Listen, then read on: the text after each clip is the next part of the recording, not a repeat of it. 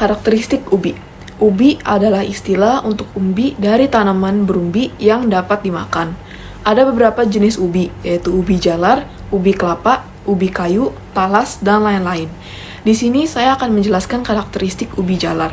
Tanaman ubi jalar batangnya tidak berkayu, daun berbentuk jantung atau hati, bunga berbentuk trompet, berakar serabut, dan lumbung.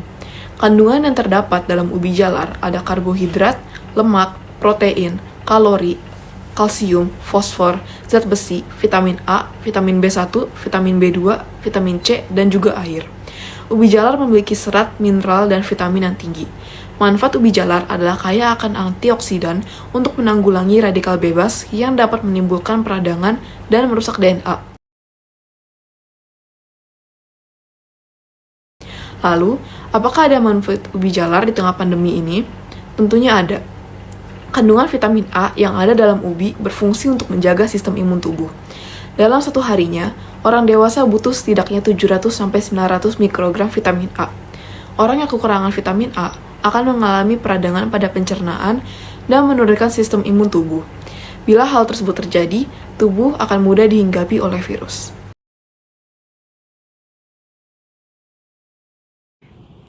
Ubi mengandung nutrisi yang dapat membantu melawan beragam penyakit. Penelitian menunjukkan bahwa mengonsumsi ubi dapat mengurangi risiko penyakit jantung, diabetes, dan obesitas. Ubi dapat diolah dengan cara direbus, dikukus, dipanggang, atau diolah menjadi kue. Makanan ini sudah terasa manis secara alami sehingga dapat langsung disantap tanpa harus menambahkan gula. Dengan beragam nutrisi yang terkandung di dalamnya, tak heran jika tanaman umbi-umbian yang satu ini memiliki manfaat kesehatan yang tidak sedikit. Manfaat ubi bagi tubuh diantaranya menurunkan resiko kanker, kekebalan tubuh, baik untuk kesehatan mata, baik untuk sistem pencernaan, mengendalikan gula darah, serta menurunkan tekanan darah. Namun disarankan untuk mengolah ubi dengan tidak menambahkan garam secara berlebihan, karena kelebihan garam dapat menyebabkan peningkatan tekanan darah. Selain bermanfaat untuk mengurangi resiko terkena penyakit berbahaya, ubi juga memiliki kegunaan lain, terutama yang berkaitan dengan peningkatan energi tubuh dan penurunan berat badan. Kali ini saya akan menjelaskan karakteristik dari beras. Yang pertama, beras putih sesuai namanya berwarna putih, agak transparan karena hanya memiliki sedikit aleuron, dan kandungan amilosa umumnya sekitar 20%. Beras ini mendominasi pasar beras. Yang kedua, ada beras merah. Akibat aleurona mengandung gen yang produksi antosianin yang merupakan sumber warna merah atau ungu. Yang ketiga ada beras hitam. Nah, beras ini sangat langka disebabkan aleuron dan endospermia memproduksi antosianin dengan intensitas tinggi sehingga berwarna ungu, pekat mendekati hitam. Yang keempat ada ketan atau beras ketan.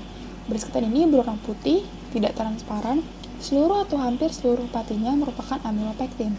Yang terakhir ada ketan hitam. Nah, ketan hitam ini merupakan versi ketan dari beras hitam. Beras sendiri memiliki aroma yang berbeda-beda. Beberapa jenis beras mengeluarkan aroma wangi bila ditanam.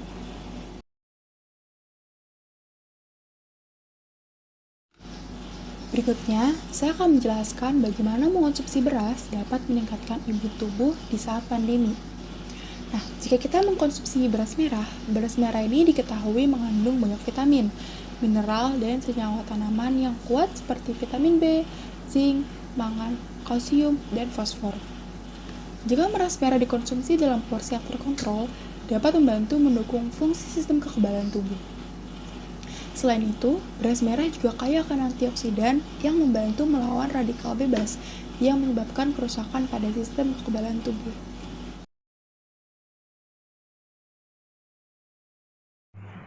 Yang selanjutnya yaitu manfaat beras dan dampaknya bagi tubuh. Yang pertama yaitu mencegah obesitas. Salah satu kualitas gizi yang baik adalah hampir tidak adanya lemak, kolesterol, dan natrium yang terkandung di dalamnya. Aspek-aspek ini berkaitan dengan efek positif untuk mengontrol kelebihan berat badan dikarenakan beras dapat mempercepat metabolisme tubuh. Yang kedua yaitu pengontrol tekanan darah. Beras adalah asupan yang dianjurkan dalam diet penderita hipertensi karena kandungan natrium yang rendah. Mengintegrasikan beras ke dalam pilihan makanan yang baik untuk mengurangi resiko serangan jantung dan penyakit kardiovaskular. Yang ketiga yaitu meningkatkan metabolisme. Beras atau nasi adalah makanan yang sangat direkomendasikan untuk mendukung sistem pencernaan. Hal ini Hal ini sebagian besar disebabkan oleh kandungan seratnya yang tinggi yang memiliki khasiat meningkatkan terasit usus dan sembelit dan peradangan. Beras dianggap sebagai makanan dengan manfaat diuretik yang membantu menghilangkan semua yang tidak dibutuhkan oleh tubuh. Yang keempat yaitu meningkatkan kinerja otak. Beras adalah makanan yang ramah otak. Ini karena kontribusinya dalam nutrisi yang terkait untuk merangsang aktivitas neurotransmitter. Beras dapat menjadi pilihan yang baik untuk menghindari penyakit beberapa jenis demensia seperti Alzheimer. Kandungan karbohidrat yang ada di dalam nasi dianggap sebagai salah satu nutrisi paling penting untuk menyediakan energi bagi tubuh dan otak.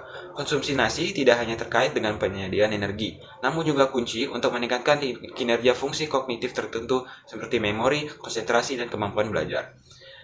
Namun tidak hanya itu, dampak yang dihasilkan beras juga dapat memberikan dampak negatif. Apabila beras dikonsumsi secara mentah, menurut headline.com, beras mentah berisiko memicu berbagai masalah kesehatan, seperti menyebabkan penurunan kemampuan metabolisme tubuh untuk menyerap nutrisi, dan juga makan beras mentah juga dapat menyebabkan terjadinya keracunan. Hal tersebut dikarenakan beras menjadi tempat yang nyaman untuk menjadi sarang dari bakteri berbahaya, salah satunya yaitu bakteri Bacillus cereus. Jadi untuk karakteristiknya, singkong termasuk tanaman perdu beranting lunak atau getas, yaitu mudah patah. Nah, singkong itu berbatang bulat dan bergerigi yang terbentuk dari bekas pangkal tangkai daun. Nah, tangkai daun tersebut berwarna kuning, hijau, atau merah. Bagian tengah singkong itu bergabus, dan tanaman singkong memiliki tinggi 1 hingga 4 meter. Di masa pandemi ini, mengonsumsi singkong bisa membantu menjaga sekaligus menguatkan sistem imun karena ada kandungan vitamin C-nya. Jadi dalam 100 gram singkong terdapat 32 mg vitamin C.